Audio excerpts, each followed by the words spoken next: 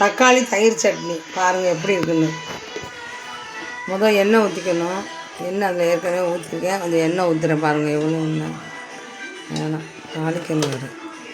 இவ்வளோ எண்ணெய் ஊற்றிருக்கேன். தக்காளியை போடணும். தக்காளி பூண்டு வரமிளகாய், பூண்டையும் போட்டுடணும். போட்டு நல்லா வதக்கணும். இதை வதக்கணும். தேங்காயும் சேர்த்துக்கணும்.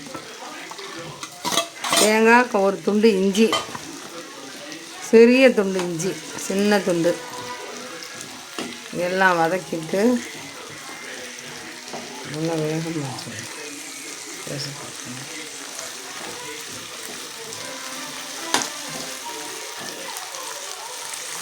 வரமிளகாய், பூண்டு, தக்காளி போட்டிருக்கேன். இஞ்சி ஒரு சின்ன துண்டு போட்டிருக்கேன். அடுத்தது புளிக்காத தயிர் எடுத்துக்கணும். புளிக்காத தயிர்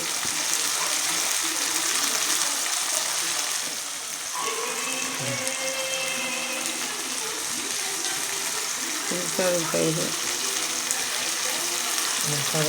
ரெண்டு கரண்டி போடும்.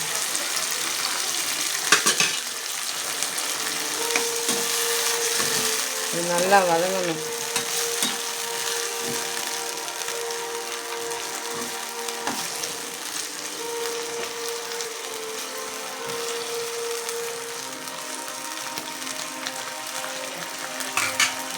நல்லா சிறிது நேரம் வதங்கணும். மூடி எடுத்துக்கணும்.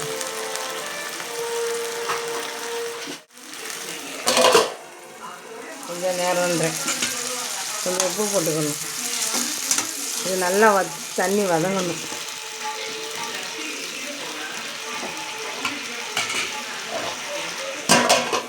ஆனால் இதா நல்லா வதங்கிடுச்சு. இப்போ மல்லியும் புதினா தலையும் போட்டு கருவேப்பிலை 2 போட்டு வதக்கி அப்படியே ஆற விட்டு அரைச்சிடணும். அரைச்சோன்னே அப்புறம் தாளிக்கணும். இல்லைங்க, நல்லா வதங்கிடுச்சு. தக்காளி தயிரே இல்லை பாருங்கள், சுத்தமாக நல்லா வதங்கிடுச்சு.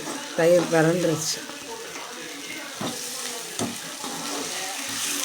நல்லா டேஸ்ட்டாக புளிப்பாக இருக்கும். நல்லா சட்னி.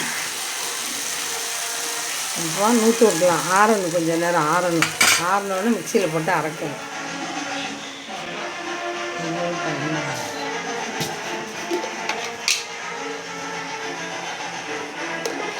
மிக்சியில் அரைச்சி பாருங்கள், கொட்டையில் வலித்து வச்சுருக்கோம். இப்போ தாளிக்க போகிறோம்.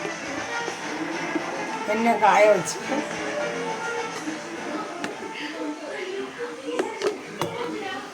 கடலை எண்ணெய் ஊற்றிக்கிட்டேன்.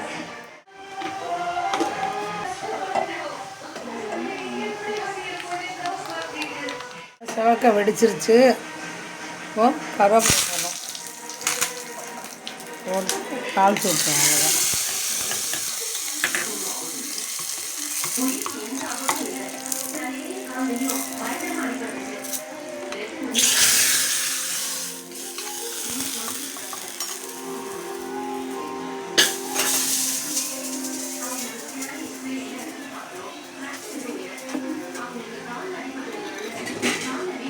அவ்வளோதான்.